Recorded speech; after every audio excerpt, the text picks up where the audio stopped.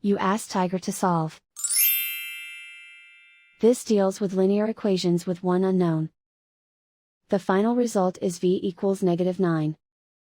Let's solve it step by step. Swap sides. Group all constants on the right side of the equation. Subtract 12 from both sides. Group like terms. Simplify the arithmetic.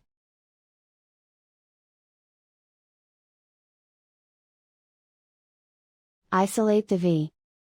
Divide both sides by -5. Cancel out the negatives.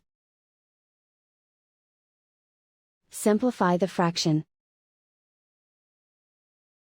Simplify the arithmetic.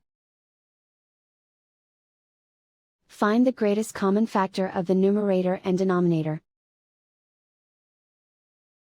Factor out and cancel the greatest common factor.